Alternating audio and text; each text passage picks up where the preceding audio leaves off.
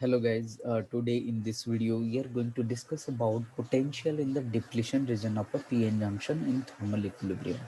So if you remember in the previous video we discussed about the electric field in the space charge region or the depletion region. So we derived the expressions for the electric field in the N region and P region of the space charge or the depletion region, right? So today in this video we are going to derive what is the potential, okay, in the P region and the N region of the depletion region or space charge region. So fine. So here we are going to start with a simple equation which is known to everybody. E is equal to minus d phi by dx, right? E is equal to minus d phi by dx, or in three dimensional we discussed that this can be written as minus del phi. Negative gradient of the potential will be given by electric field. So using this we can write like what is phi then can be written as minus integration over ex dx, right? So this is what we can write. So using this particular integration and substituting the value of this electric field for the P region and N region, then integrating it, we will be able to calculate what is the potential in the P region or N region, right? So this is what we are going to do. Now for the electric field here, for the P region, if you are finding, so for P region, we have already determined the electric field for the P region, and similarly for N region. So we got in the P region, the electric field that we determined was minus ENA divided by epsilon s, and this was x plus xp.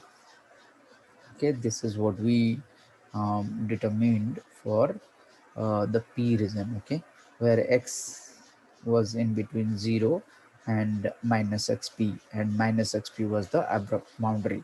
Similarly for N region we have already determined it in the previous video. You can refer to the previous video where we got the electric field in the N region was minus END divided by epsilon s, and this is xn minus x, okay, and x lies between xn and 0, okay, where xn is the abrupt boundary of the space charge region towards the N side, okay, or in the N side. So this is what we did. So now what I'm going to do is I will use this value of electric field, okay, and electric field for the P region, and this value of electric field in the N region, the other one, E minus END here, this one for the N region, and then we'll integrate it, okay, substituting this minus integration of ex dx to determine the potential. Okay, so now let us do it for P region. Do it for P region. So for P region, if I'll write, then I can write this phi x to be what you substituted it. So minus is there, then again you got a minus, another minus sign. So this gives you plus ENA divided by epsilon s, and this was x plus xp, right, dx. So this can be written as, you can see, E electronic charge constant and net doping profile which is constant, uniform doping we considered, epsilon s the electric permittivity of the semiconductor. So these are all constants. So x dx will give you x square by 2, and xp dx will give you xpx. So that way we can write. So the constant parameter ENA by epsilon s you take outside, and then you got x dx, that will give you x square by 2, and xp dx that will give you, after integration, this is xp times x, okay, plus some constant of integration, because this is no this is indefinite integration, there is no limit to this, so you got the constant of integration here. Okay, now we are going to find out this constant of integration by putting some boundary condition. Okay, so what will be our boundary condition? We are already aware of, we have already done or shown this. Okay, this was our metallurgical junction. X is equal to 0. The abrupt boundary here we said is plus xn. Okay, and this is your minus xp, right? So here if somebody will find out what is the potential over here phi x, right, then it will be 0 at x is equal to minus xp. Why? Because you got the space charge region here in the n side and the p side.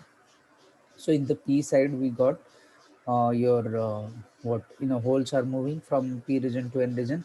So you got the negative space charge region over here, and you got the positive space charge region over here. So this side you are getting the low potential, this is the high potential or positive potential. Now the potential here will be minimum, or this minimum potential here will be 0. And then gradually the potential will keep on increasing, and here at x is equal to xn the potential will be maximum, because you can see the positive concentration will keep on increasing, right? So here it will be maximum, right? So now if I'll substitute this potential, and here in this position, that is the metallurgical junction, because this phi is a continuous function of x and must be a single valued function. So phi x has to be unique. So if I'll substitute x is equal to 0, then phi x for the p region, whatever value you are getting at x is equal to 0, the phi x value at x is equal to 0 for n region has to be the same, because phi must be a unique value, okay, a single valued function, okay. So that can also be considered as one boundary condition. Okay, let us take one boundary condition for the p region, which we will take that phi of x, that is the potential, will be 0 at x is equal to minus xp. Okay, now substitute it. So we can write the potential is 0. Okay, and here we rewrite the expression ENA by epsilon s, and then substitute minus xp. So minus xp square will be xp square by 2. Okay, and then you substitute here x is equal to minus xp, so it becomes minus xp square. Okay, plus c1 dash is your constant of integration. So now we can write what is the c1 dash. So c1 dash, you can see here minus xp by xp square by 2, and this whole thing, and it will go to this side, and then you can write this to be ENA divided by epsilon s, and you got xp 2 epsilon s xp square by 2. So I'm writing this 2 over here, and then xp square. So this is what we got, c1 dash. Now this c1 dash can be substituted here in this. Okay, so we can write phi x is equal to this en epsilon by epsilon s, and this term x square by 2 plus xpx. In addition to that, this c1 dash whatever we calculated here. Okay, so finally for p region I can write, substituting that constant of integration value. Okay, we can finally write as ENA divided by epsilon s, and then we had x square by 2 plus xpx, this is what in the integration we got, and then plus c1 dash, your constant of integration, we evaluated as this ENA by 2 epsilon s xp square. So let us substitute that. So that gives us ENA divided by 2 epsilon s and xp square. Rearrange it, you can see, okay, if I will take this ENA divided by 2 epsilon s common, okay, then what will happen, 2, if I will take 2 over here, 2 over here, then I need to multiply this thing by 2, multiply this thing by 2, so that 2 will be cancelled, so there will be no problem. We can write this way. So here I got, we can write this to be x square, and here it will be 2 times xp into x. Okay, plus this whole thing is ENA by 2 epsilon s and xp square. So you can take this ENA by 2 epsilon s out now.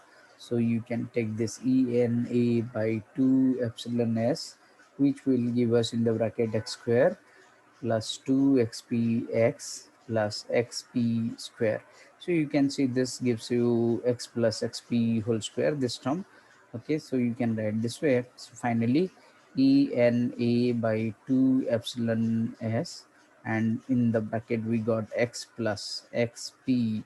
Okay, this whole square. Okay, this is the value of potential in the p region. And what is x? X is a value taken in between 0, the metallurgical junction, and the abrupt boundary in the p region, so minus xp and 0. So x lies between these two values. So this is what we got for p region. So potential in the P region can be written this way. Okay, ENA by 2 epsilon s x plus xp whole square. The same way you can do it for N region. Exactly the same way we can do it for N region. So for N region, if I write phi of x can be written as integration substituting the value of electric field in the N region, END by epsilon s xn minus x, this was the value, and tx. So take the common thing, I mean the sorry, the constant thing out, E and D, the doping profile is uniform, epsilon s. Okay, then xn dx will give you xn x, and minus x dx will give you minus x square by 2, and some constant of integration c2 dash. The next objective is to determine this c2 dash by using appropriate boundary condition. So what is the appropriate boundary condition? If you remember, I told you one boundary condition is the lower potential. Another boundary condition we can take is the metallurgical function x is equal to 0. So the potential is minimum here at minus xp.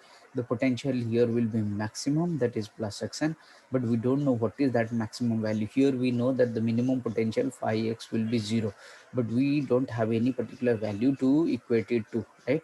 So at x is equal to plus xn, we don't have any value here, right? Any value here, so that otherwise I could have used this, as boundary condition, but we do not have any finite value here at xn. Okay, though we have that, at x is equal to xn, the magnitude of the potential will be maximum, which is actually the built-in potential barrier. But here I'm not going to use the same boundary condition, as we are going to find out the built-in potential barrier in terms of xn and xp, the abrupt boundaries. So here we can use x is equal to 0 as the boundary condition. What? So I can write phi of x, okay, at x is equal to 0 for the N region. Okay, this is for the N region, must be equal to phi of x at x is equal to 0 for the P region, right? Because we said the potential is continuous, so it must be 0 over here. It must have a unique value over here. So unique value means what? If I am substituting x is equal to 0 in the expression of the potential for the P region, that must be exactly same to that of the potential that is calculated at x equal to 0 for N region, right?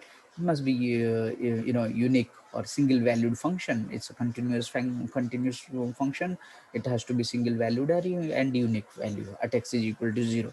Okay, as the potential is continuously varying from minus xp to plus xn. Okay, so now here I'm going to use the boundary condition for the metallurgical junction. So I will write this phi x, okay, at x is equal to 0 for the P region must be equal to phi of x at x is equal to 0 for the N region, right? This is what we used. So write the general expression first, ENA divided by epsilon s, and we got x square by 2 for the P region, and this is xp times x plus the constant of integration c1 dash. Okay, and here this side we got END by epsilon s, and we got xnx this term, and minus x square by 2, and then c2 dash. Substitute that xnx minus x square by 2, okay, and then plus c2 dash. Okay, now see what we said, x is equal to 0, we need to consider x is equal to 0. So if you will consider x is equal to 0 here, then we can see that, if I'll substitute x is equal to 0 and x is equal to 0 here, so you can see all these terms having x, okay, will vanish. So x is equal to 0 here, x is equal to 0. So if you substitute all these, what we finally got is, this e will be cancelled. Okay, e epsilon s, all these things, right? Okay, this is multiplied with 0, so everything will vanish, right? So everything from each side, only you remain with what, c1 dash is equal to c2 dash, right? C2 dash. Okay, so constant of integrations are the same. Okay, and you have already calculated c1 dash previously, so c1 dash is equal to c2 dash, the constant of integration, which was already determined for the P region, that is ENA divided by 2 epsilon s and xp square. Okay, this is by putting x is equal to 0, okay, in the generalized expression. Okay, so we got the c2 dash value. Let us now substitute for this c2 dash in this generalized expression. So for the n region we can write, for the n region we can write phi of x, okay, can be written as END divided by epsilon s, and then we got xn times x minus x square by 2 plus the c dash c2 dash whatever, you got ENA divided by 2 epsilon s xp square.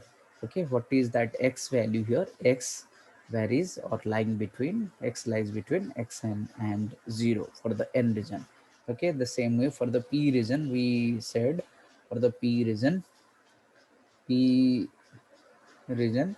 determined that phi x, the potential, is given by uh, ENA divided by epsilon s.